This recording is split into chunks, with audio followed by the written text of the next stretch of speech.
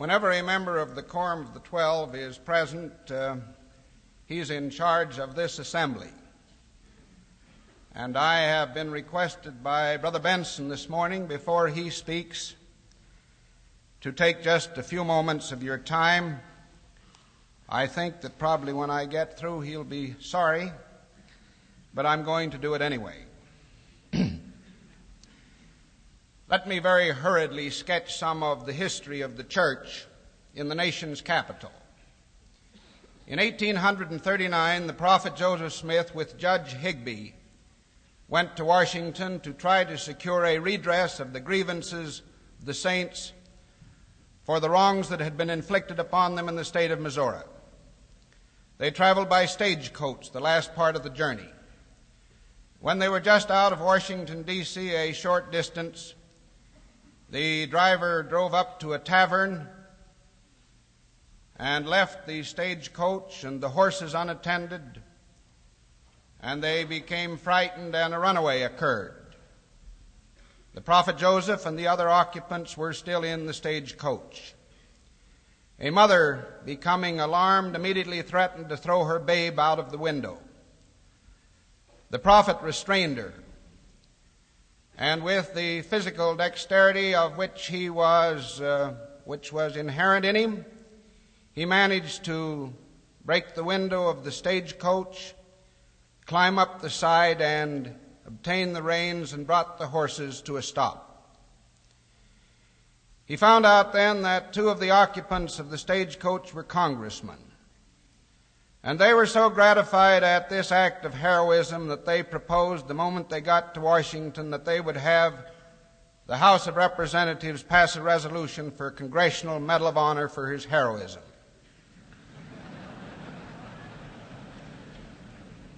And then they asked him his name, and he told him that he was Joseph Smith, the Mormon prophet.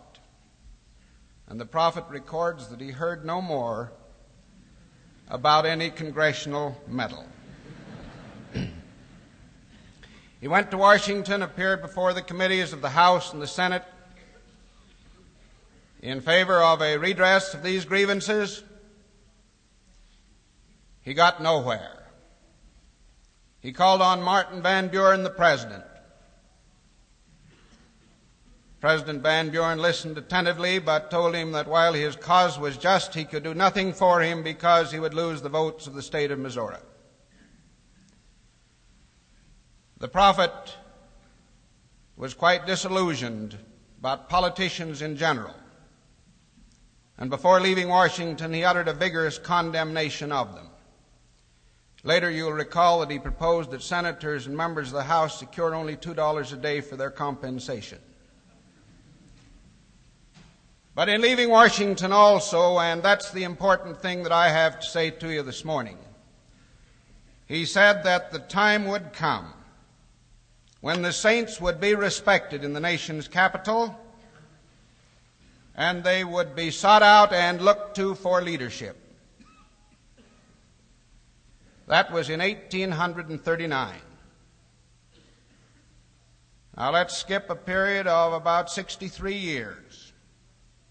In 1902, the state legislature elected a young man of only 39 years of age to be Senator of the United States. I should say that when the prophet went to the Capitol, he was only 34. This young man, elected by the state legislature, was an alumnus of this institution, a resident of Provo, Senator Reed Smoot. Hearings there in Washington continued then for some 3 years to determine whether the Senate would seat him.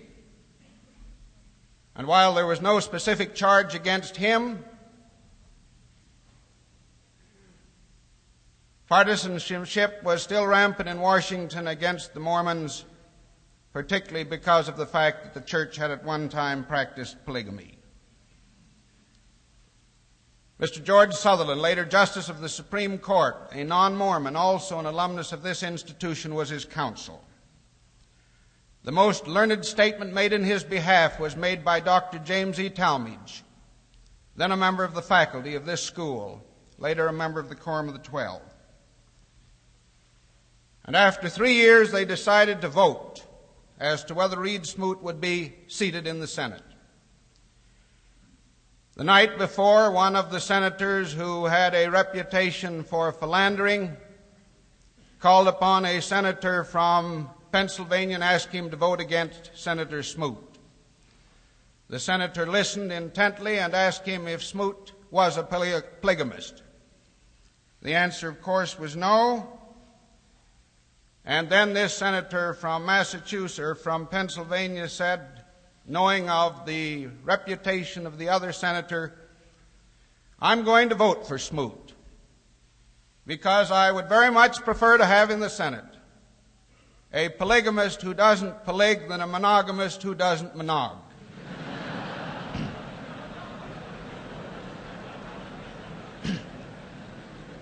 And the next day, Senator Smoot was seated. During his 30 years in the Senate, Senator Smoot became, in many respects, the most powerful man in Washington. Because of his industry, he knew more about government than any other man in the Congress. And I know from having been there that members of both parties would seek him out to find out what the facts were with respect to different departments of the government. He brought scores of young Utahns to Washington, where they studied medicine, law, government, and began their careers. At one time, there were more law students there in George Washington University from Utah, despite its size, than any state in the Union with the exception of the state of Pennsylvania.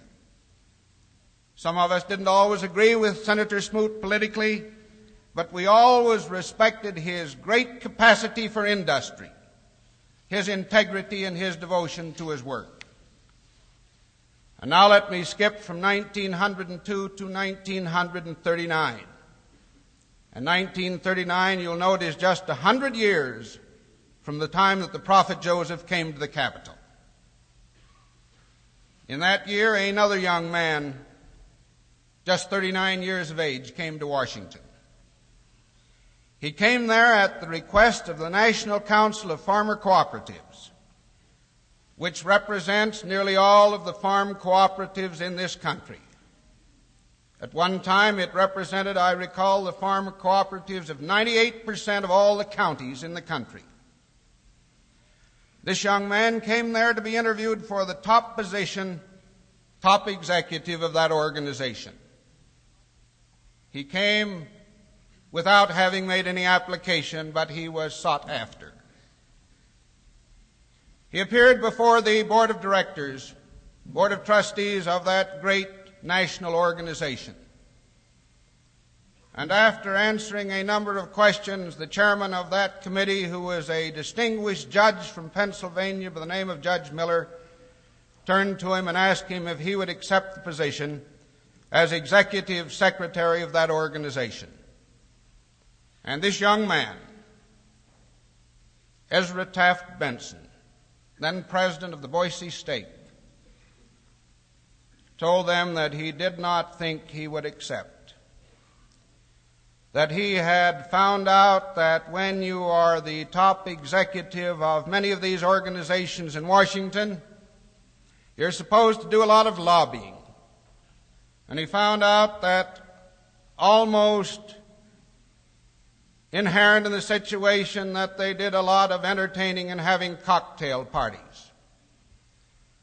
And he was not going to accept any job in which he would be criticized if he didn't do that, because he never intended to do it. And Judge Miller, this white-haired, venerable leader, turned to him and said, "Mr. Benson, that's why we've selected you. We know you're a Mormon. We know what your standards are. We know that you keep those standards. And we don't want the lobbying activities of this organization carried on in the way they're generally carried on. And if you come here, you won't have to do that, and not only that, we hope you won't do it." And under those conditions, Elder Benson changed his mind and accepted the position as the top executive of this national organization. During the 4 years he served in that capacity, it was my privilege to serve as general counsel of that organization, so I know intimately his activities. After he'd been there less than a year, he was also called as president of the Washington State. Immediately being on call to that position,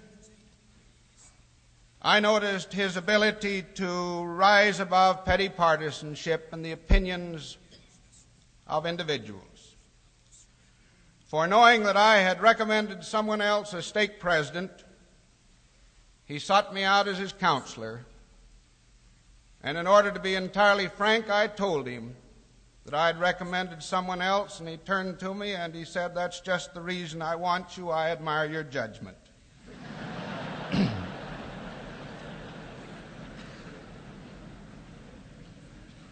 During the time that he was president of the stake, he made a trip west. While he was west, one of the members of the quorum passed on. In his absence, we held a stake presidency meeting, and he had been so humble in his leadership and so effective that in our stake presidency meeting, before the announcement of his appointment was ever made, before it was decided upon, I remember the clerk of our stake, a bishop who has a daughter here at this school, saying in our presidency meeting that he was sure, from a feeling that he had, that before Brother Benson came back, he would be a member of the Quorum of the 12. That's what we thought of him there. He became, during that time, one of the great agricultural leaders in Washington. Became respected, honored by all those interested in agriculture. His appointment is hailed throughout the country by all farm leaders who place their love for the Constitution and for the freedom of agriculture above the philosophy that farmers should be kept by the government. He did not seek this position. It came as a result of a groundswell on the part of leaders all over the country who have a regard not only for him but also for our Mormon economics and philosophy that man shall earn his living by the sweat of his own brow. Now, just a word about his personal life. He was born in Whitney, Idaho in 1899, the oldest of 11 children. Became a farmer immediately, for at the age of 4 he was able to drive the team. At his death, his father and grandparents despaired of his life. The doctor thought it would be impossible for him to live. But his father and grandparents then dedicated him to the Lord, and he's been in the service of the Lord ever since. While still in grade school, his father went on a mission, and young Ezra and his younger brothers took charge of the farm and ran it during that time. Later, finishing high school, he managed to get in a few winter quarters at the Utah State Agricultural College. In 1921, went on a mission to Great Britain. On returning, he and his brother purchased a farm for the purpose of obtaining their education, on the understanding that one would go to school one quarter and one the next. And being a returned missionary, and I should tell him that we have now 1,080 of them on the campus, and also having heard of the superior agriculture taught here by Dr. Martin, he repented of his former academic affiliations and enrolled at the BYU. Here he majored in animal husbandry, was voted the most popular man in his class, and graduated in 1926. Later obtained his master's degree at Ames, did further work at the University of California. Marrying after his mission a very faithful girl from Logan, Sister Flora Amison, whom we are delighted to have with us this morning. They now have 6 children. And may I just parenthetically state here that Sister Benson's mother was one of those faithful women who all her life had the promptings of the Spirit. She knew when she was going to pass on, although she was not ill, she told all of her friends and her relatives. And she went out and prepared for her own funeral, purchasing the casket and everything else. And the very night that she had told them she would pass on, she passed on in her sleep. Sister Benson has that same prophetic insight. And even before President Eisenhower called Brother Benson, she told him that morning that President Eisenhower would call him that day. Now, fellow students, let me observe that Utah has had only one man on the Supreme Court. That was George Sutherland, non-Mormon, but a student of Dr. Mazer, a devoted alumnus of this institution. Never before have we had a member of our church serve in the cabinet, and it now falls to another alumnus of this institution to receive that great honor. And I am honored to present to you today a faithful Mormon boy in whose personage the prophecy of the prophet Joseph, that our people would someday in Washington be respected and looked to for leadership, is now being fulfilled. I'm happy to present our distinguished alumnus, member of the Board of Trustees, Elder Ezra Taft Benson.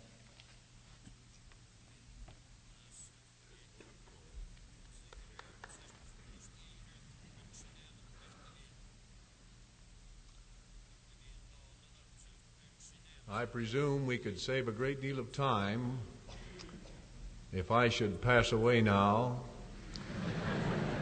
because we wouldn't need to hold a funeral service.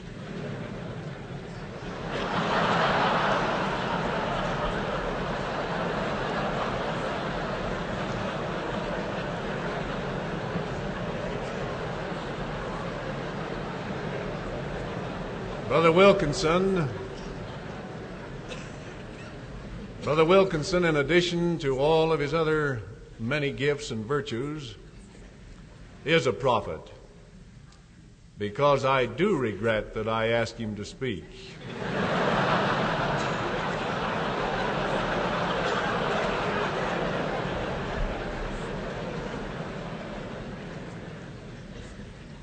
But I love him, as I'm sure you do. I have no prepared talk this morning. He assured me that that would not be necessary.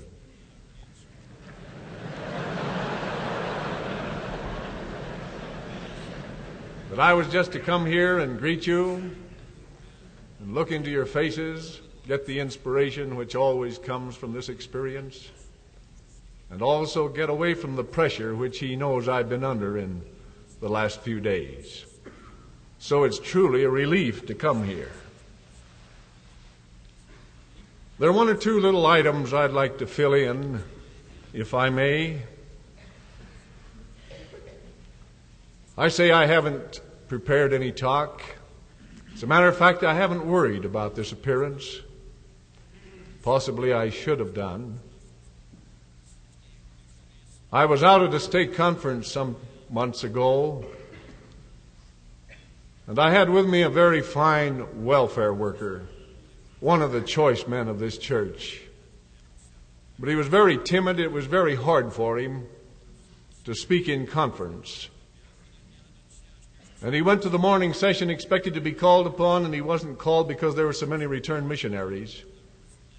As we came home to the stake president's home for lunch, he didn't have much of an appetite.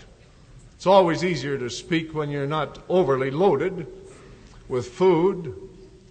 And so as they passed the food around, he passed the potatoes by. He took just one carrot and practically no meat and nibbled a little at his salad and went to meeting. In fact, he refused some lemon pie that was offered for dessert, and that takes real resistance.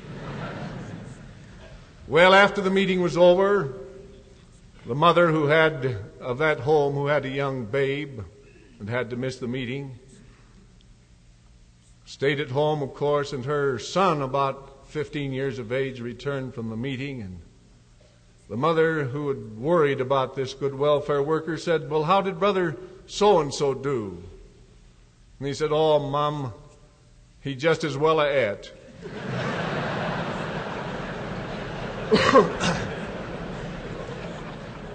Well, I presume it doesn't make much difference whether you worry about it or not. You'll think today that I just as well ate. I have one story I want to tell you. Brother Wilkinson is a very distinguished attorney. I mean that. I wish he were free today. Probably if I didn't love this institution so much, I'd almost insist that he be released to accompany me back to the nation's capital. He's the kind of man I'd like to have as solicitor in the Department of Agriculture. One of the great departments of government, 78,000 employees. But in the presence of Brother Stephen L. Richards the other day, I heard this story. A very fine Christian gentleman, a businessman, was on his deathbed. Knowing that his hours were short, he called in his attorney. He also called in his doctor. And these two distinguished men, seated on either side of his bed, visited with him briefly, and he didn't give them anything of any great importance to consider. And finally, the attorney said, "Why have you invited us here?" And this man said, "For one purpose. I've always been a great admirer of the great teacher, the founder of Christianity. I've always tried to pattern my life after his, and I thought, as I near the end, I'd like to die between two thieves."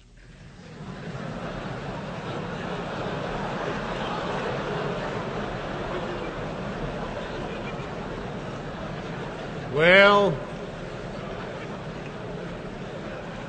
Brother Wilkinson will forgive me for telling that story, but I learned it from Brother Stephen L. Richards when we were back in Washington together a few days ago. Well, now, my brothers and sisters, it's a great honor to be here this morning. I feel very humble as I look into your faces, and particularly as I contemplate the assignment which has come to me so unexpectedly. I want you to know how deeply grateful I am for all of the influences which have touched my life and have helped to shape my character. I'm grateful for my noble birthright, for my parentage, for the great pioneer stock through which most of us have come. I'm grateful I had the privilege of coming to this institution. I'm grateful for the spirit that's here, the spirit of the gospel. I'm grateful for the men on the faculty who touched my life with their influence. I shall ever be indebted to them.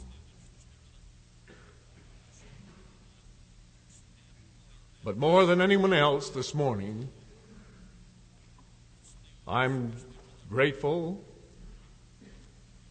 to the girl who has been at my side now for 26 years.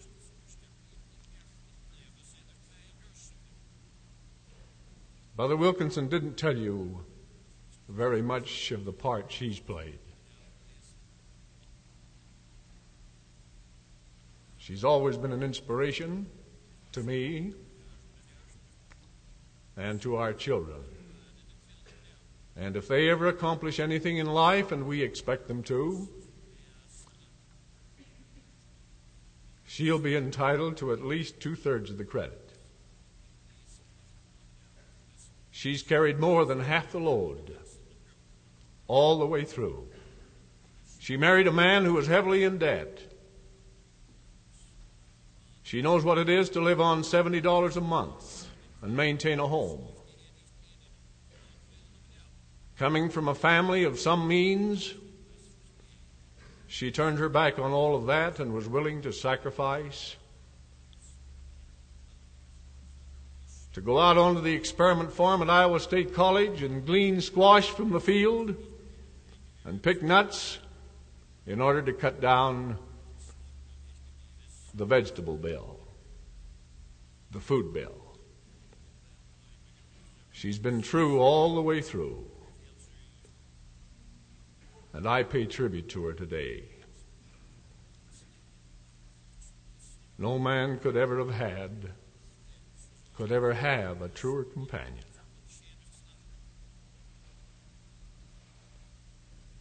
You know, it's so common for us men to be in the limelight. We receive the plaudits of men. We're honored. We're commended. But very often, the other part of the team is hardly referred to. I've thought of that a great deal in the last week. Well, now I presume, my brethren and sisters, that you'll be disappointed. Well, I know you're going to be disappointed anyway, but you'll be even more disappointed if I don't tell you something of the rather intimate situation in connection with this call. And if I can do it in just a few words, I'd like to do it for you because I feel so close to this institution. And I hope you'll understand that it isn't done in any spirit of boasting. Since the call has come, I've felt more like praying than anything else. And of course, I've done a great deal of it. And I hope I'll have your faith and prayers. Because this honor is not an honor to an individual member of the church. It's not an honor alone to the Council of the 12, the leadership of the church. I look upon it as an honor and a tribute to the church as a whole. An evidence that at last people have come to recognize us for what we are, to recognize our standards, our ideals, our philosophy, the principles for which we stand. And so you share in this honor. And you also share in the responsibility. And to that end, I seek your faith and prayers in the days ahead.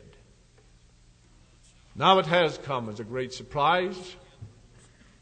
It's true that 4 years ago, I was approached by one of the candidates who expected to be elected,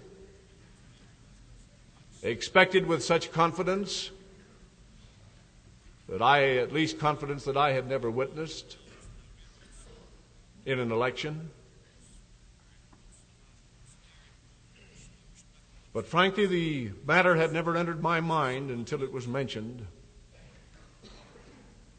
in a telephone call from Senator Watkins on Thursday night, the 20th of November, in which he asked if I knew that there was developing a great groundswell, he called it, of support for me as secretary. And I said, no, I know nothing about it. And I was truthful. I'd been in Washington a few days before. It had not been mentioned. I was there on church business with Brother Stephen L. Richards. We had interviews with the Indian Service, the Department of State, General Hersey of Selective Service. We'd participated in the dedication of the Chevy Chase building. But nothing was said about it. And Brother Watkins wanted to know what the attitude of the church would be. I said, there's only one man who can answer that, and that's the president of the church. I don't know what his attitude would be. My life is devoted to this work, but I'd be glad to try and do anything the president of the church asked me to do. The next morning, as I parked my car in the parking lot, I met Brother McKay as he was parking his car. We have a habit of going down rather early in the morning. Very seldom I get there before he does. And he said, I received a very important telephone call last night. And he said, Brother Benson, if the opportunity comes, I think you should accept. I said, Brother McKay, I can't believe it will come.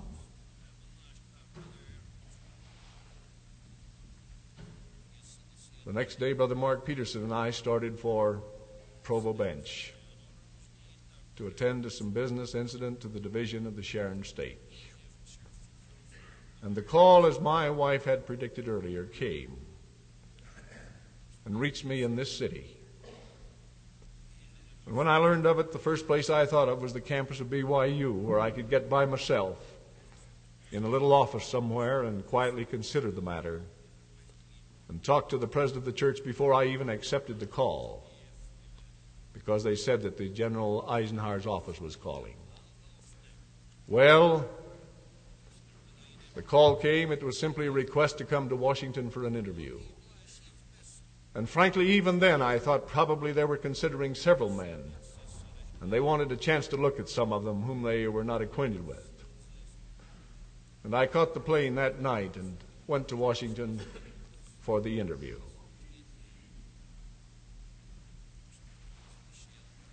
I can say to you frankly, my brothers and sisters, I didn't want to be Secretary of Agriculture.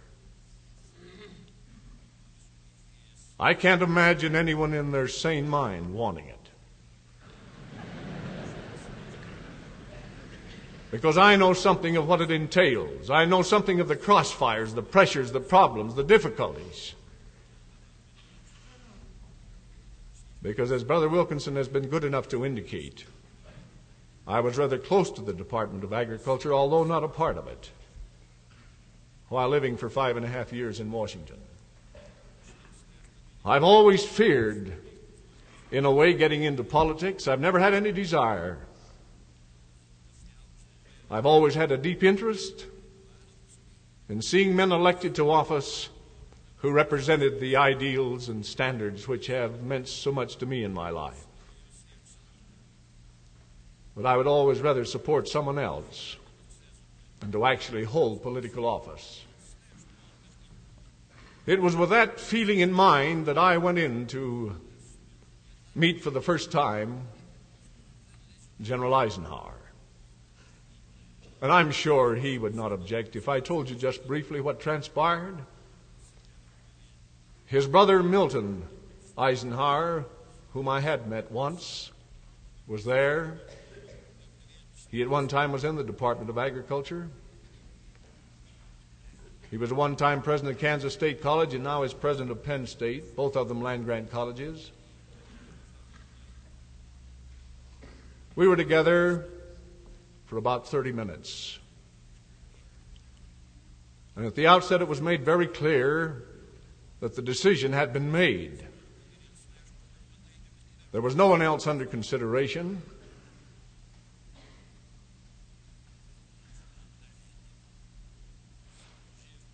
And then I gave 3 or 4 very good reasons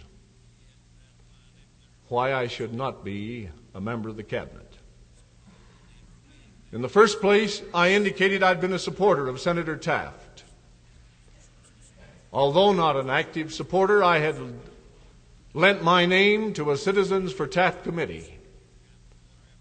I thought Senator Taft was well qualified. I'd known him in Washington, admired his integrity and his capacity. And I said to the general, it's not because I haven't admired you, but I didn't know you. I'd never seen you till today. And I've always felt it would be a little better, other things being equal, to have a man who was not a military man in the White House. Now, I want you to know that. He said, that's perfectly all right.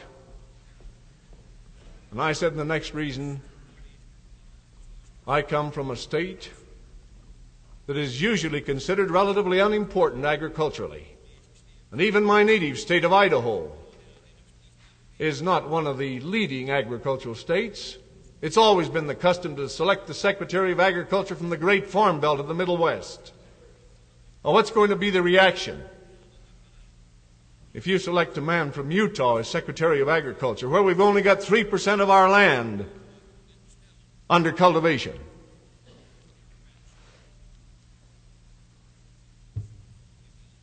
And then thirdly, I said, I know there are several good men in the Farm Belt who would like to be secretary. And I can support them. At least 3 of them I could wholeheartedly support. They'd make good secretaries. And they've been working hard for you. And surely you owe them something. Then fourthly, I said, I wonder about the wisdom of calling a clergyman, a minister of the gospel, to be Secretary of Agriculture. What will be the reaction from other religious groups and from people generally? Then he said, suppose we consider the last question first. And then he said, surely you believe that the job at hand is spiritual. Surely you know if we're going to restore confidence in the minds of our people in their own government, that we've got to deal with spiritual matters. And then he went on and answered the rest of them. As he came to the end, he said, we've got a great job to do. I didn't want to be president, frankly, when the pressure started. But he said, you can't refuse to serve America. We've got a job to do, and I want you on my team. Well, my brothers and sisters, no true American could refuse such a request from the president-elect.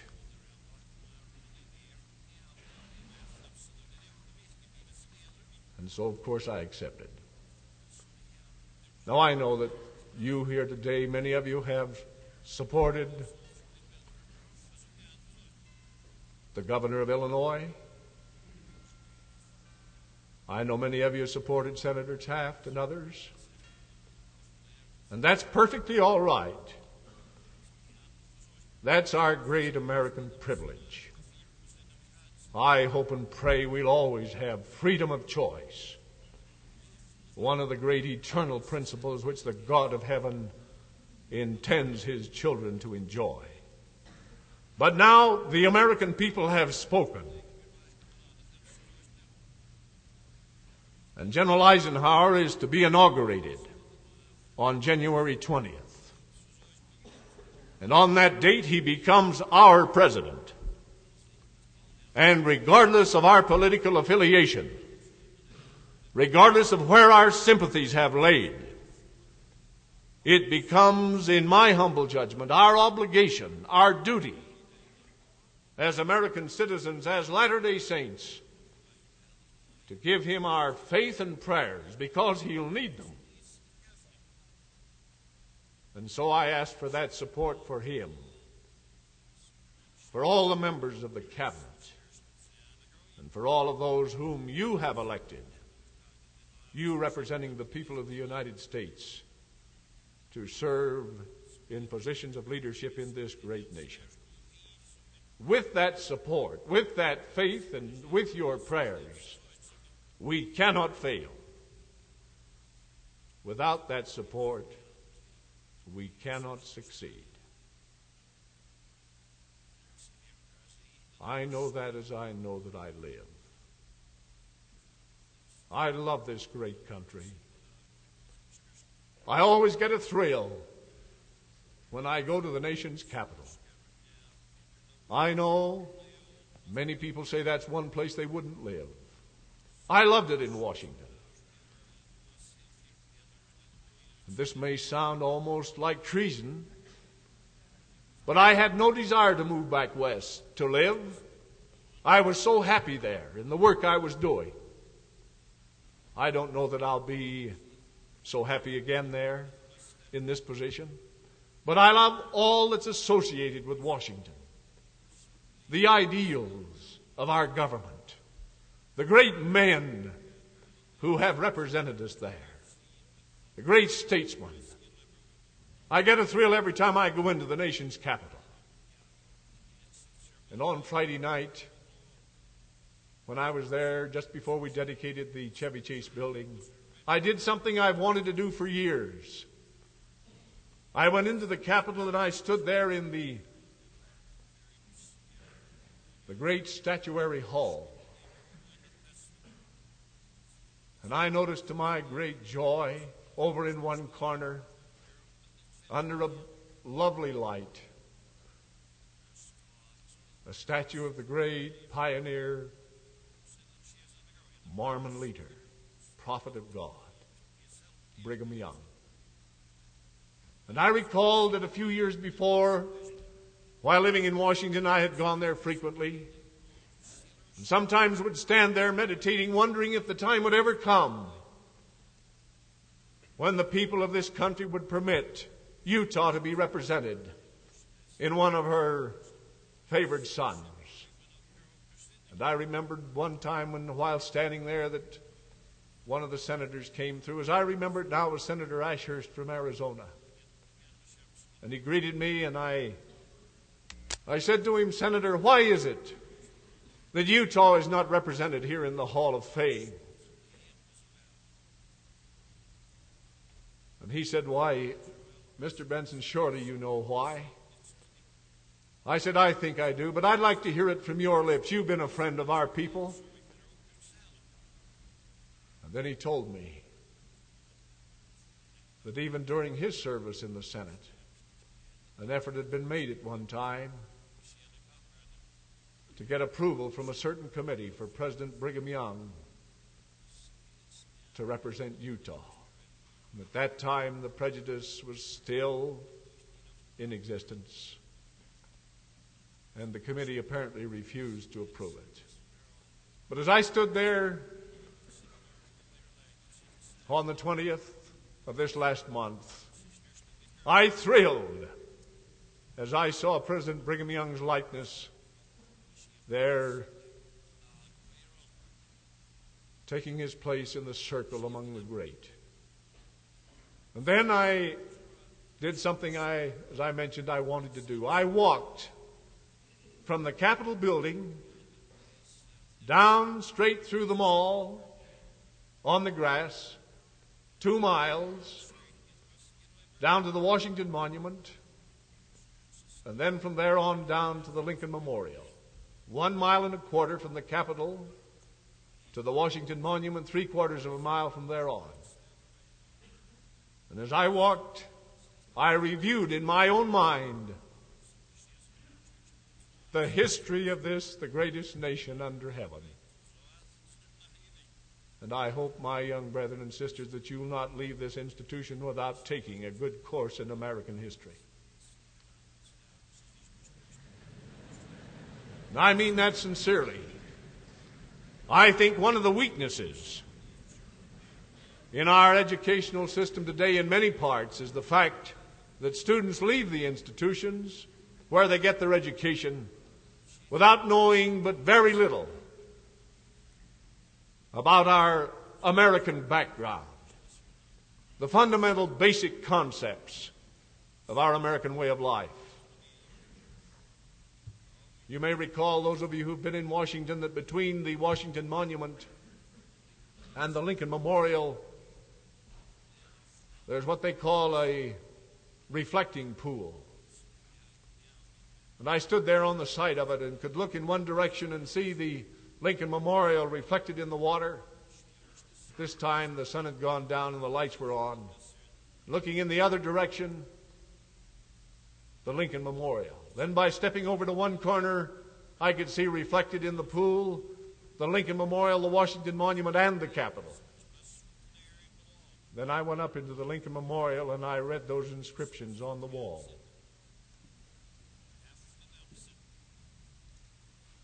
And I presume never in my life has there come to my heart such a feeling of gratitude and thanksgiving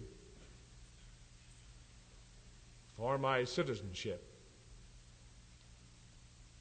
in this land choice above all others. It's a great blessing to live in America. It's a great blessing to have the opportunity to enjoy the freedoms which are ours today. I have seen people, thousands of them, who have lost the freedom which is ours, where they can no longer meet as we meet here this morning and express themselves as they see fit, where they no longer had freedom of movement, freedom to select their own jobs, their own educational opportunities, freedom to speak their minds, to write what they wished, freedom of enterprise. In many parts of the world today, these rich blessings of freedom no longer exist. I don't know how you feel, my brethren and sisters, but I'd rather be dead than to lose my liberty. I have no fear we'll ever lose it because of invasion from the outside. But I do have fear that it may slip away from us because of our own indifference, our own negligence as citizens of this land. And so I plead with you this morning that you take an active interest in matters pertaining to the future of this country.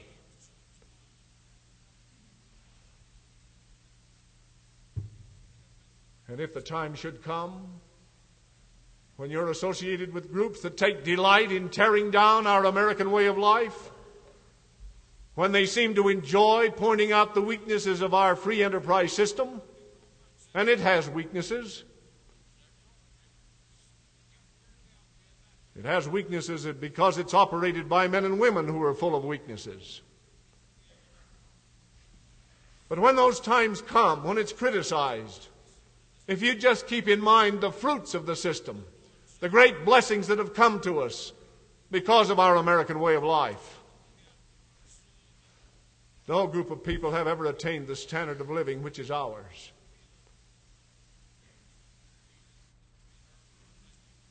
And so let's become acquainted with what has been accomplished. It's all right to criticize. It's all right to try and improve our American way of life. But in doing so, let's not surrender. Let's not give up. Let's not jeopardize that system which has made America great. Just one further thought, and then I won't tire you longer. I have great hope for the youth of Zion. I believe firmly, my brethren and sisters, that there's no group of young people in all the world who have the opportunities which are yours.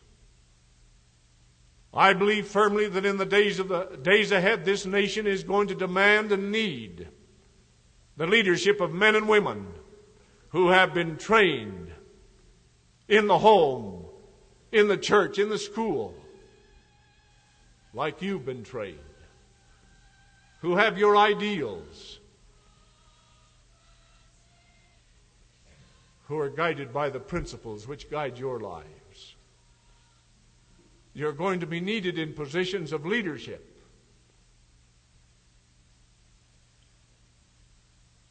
Because I'm confident that while the world may not live our standards, in the days ahead they're going to look for men and women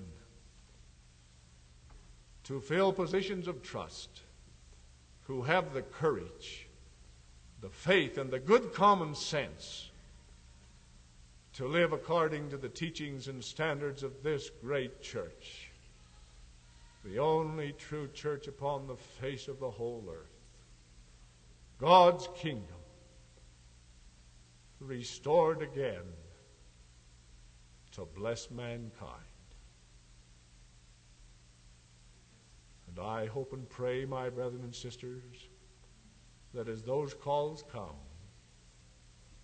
we will be true to the great trust imposed in us.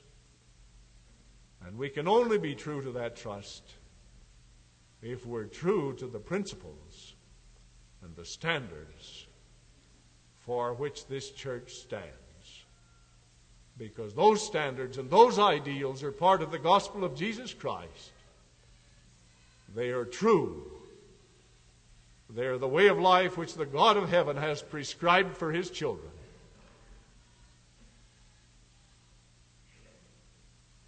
At their foundation is spirituality, faith in God, and faith in all that's pure and good and holy and uplifting. God, help us to prepare ourselves for the assignments ahead and to measure up in every particular, guided always by the eternal principles upon which the church and kingdom of God have been established and upon which this nation has been founded and this great institution.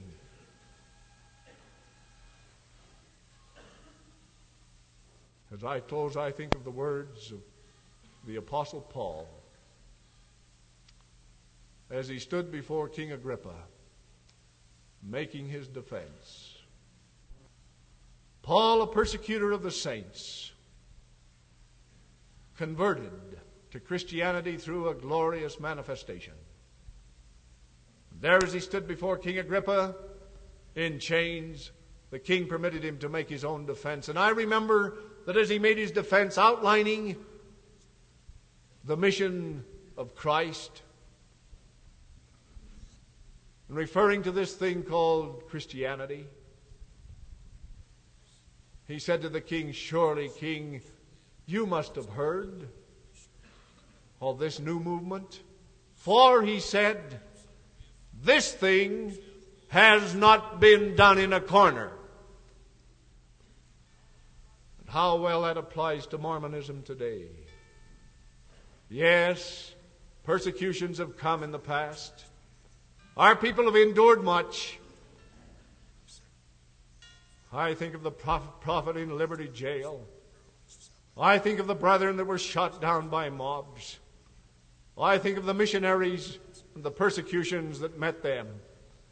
I think of that great struggle referred to by Brother Wilkinson when Senator Smoot was trying to take his seat in the Senate. The hearings went on for weeks. I went through those hearings a year ago. 4 great volumes of 1,000 pages each of testimony. It was easy to see before you'd read very far it was not Reed Smoot who was on trial. It was the church and people whom he represented.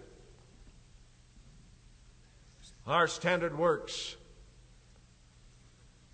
private papers of the first presidency, confidential items were placed in the record.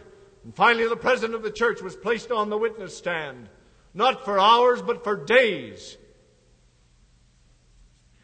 And I wonder if the Lord didn't have a hand in it. I sometimes think, too, that one of the reasons why he permitted, yea, directed, some of the early leaders of the church to enter into the sacred relationship of plural marriage was for the purpose of publicizing his people. Men's ways are not God's ways. Maybe it's his way of getting Mormonism before the world. No, this thing has not been done in a corner. The hand of God has been directing his church and his people. And so it will be in the future. And while honors may come to us, conferred by men, and those honors are important, of course they are, but no honor will ever come to any member of this church in the political world that will equal or even approach the honor which comes to a man when he's ordained to a high office in the church and kingdom of God. When he has conferred upon him the holy priesthood, that which is eternal, that which is most priceless. God help us, my brethren and sisters, to cherish the priceless blessings which are ours through membership in the church, that our testimonies may continue strong, that we may love the priesthood, love the church and all that it stands for, and at the same time be true Americans, true to our way of life, true to the eternal principles upon which this nation has been established. I humbly pray, thanking you and thanking my Heavenly Father for this privilege of looking into your faces this morning and praying God's blessings to attend you always. In the name of Jesus Christ, amen.